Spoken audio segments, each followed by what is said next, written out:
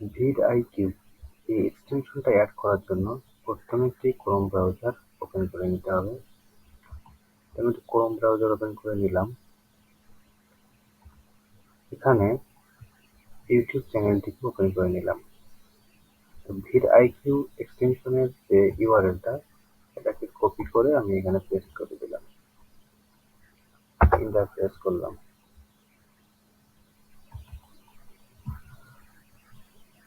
তো স্ক্রল করে নিচের দিকে আসলাম। এখানে download CRX from CRX for Chrome এখানে একটি ক্লিক করে দিলাম।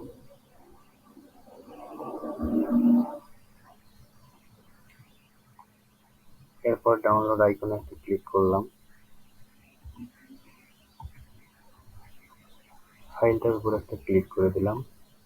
ডাউনলোড সাসপিসিয়াস ফাইল এখানে একটি ক্লিক করে দিলাম। এক্সটেনশনটি ডাউনলোড হচ্ছে।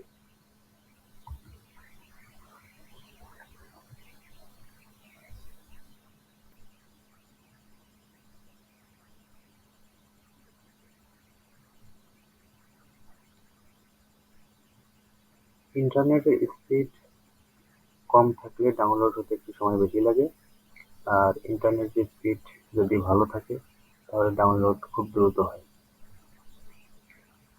তো জাস্ট একটু ওয়েট।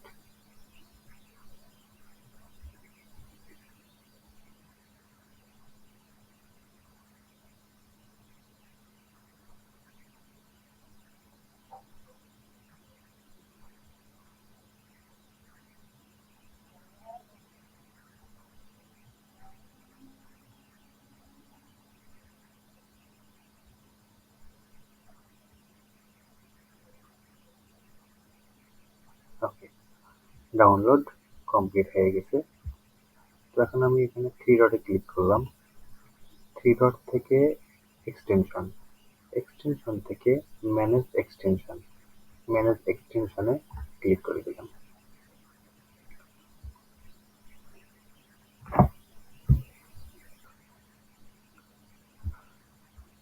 তো যে এক্সটেনশন ফাইলটি ডাউনলোড করলাম, তো এখন আমি ডাউনলোড ফাইলটাকে ওপেন করে নিচ্ছি। ডাউনলোডে ক্লিক করে দিলাম এবং যে এক্সটেনশনটি ডাউনলোড হয়েছে এটাকে ধরে ড্র্যাগ অ্যান্ড ড্রপ করে এক্সটেনশনের উপরে নিয়ে এসে ছেড়ে দিলাম। তো এখানে দেখতেছেন অ্যাড এক্সটেনশন চলে আসছে। তো অ্যাড এক্সটেনশন একটা ক্লিক করে দিলাম।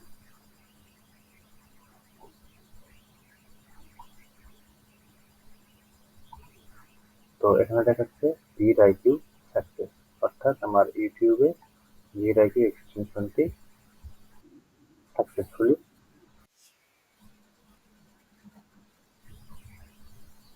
তো এটি হচ্ছে VidIQ এক্সটেনশনের ওল্ড ভার্সন।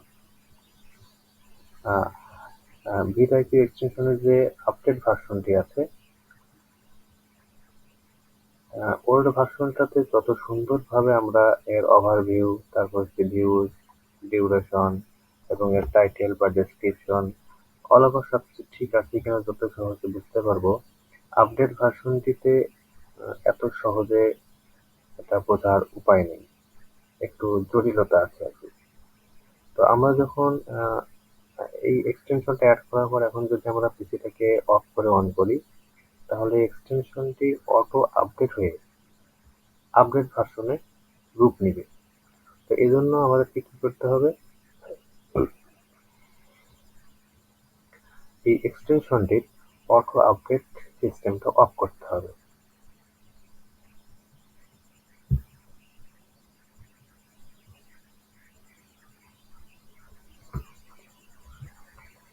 এটা করার জন্য প্রথমে আমি এক্সটেনশনে ক্লিক করলাম।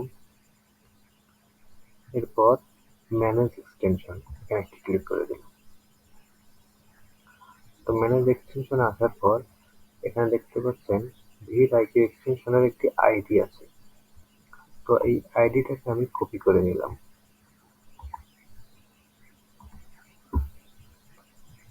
এরপরে আমি দিস পিসিতে চলে গেলাম। এটাকে ওপেন করে এখানে সার্চ বারে আমি যে আইডিটাকে কপি করে নিয়ে এসেছি ওইটাকে এখানে পেস্ট করে দিলাম। তো এখন সার্চ হচ্ছে যে এই এক্সটেনশনের আইডিটা দিয়ে সার্চ করা হচ্ছে যে এক্সটেনশনটা কোথায় কোন ফোল্ডারে আছে। এটাকে ম্যানুয়ালি সার্চ করতে গেলে হয়তো না পাওয়ার সম্ভাবনাটাই বেশি, কারণ কোথায় কোন ফাইলে আছে এটা আমরা জানি না।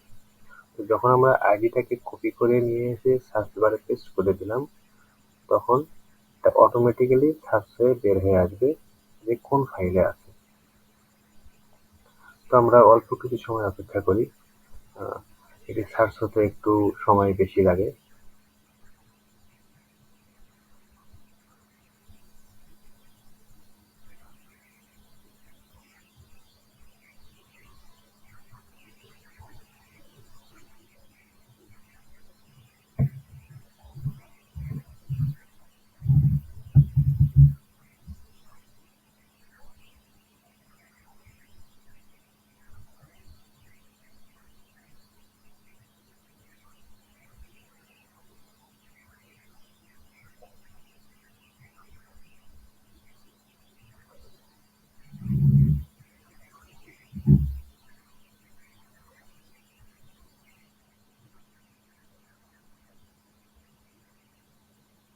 ওকে, সার্চ কমপ্লিট।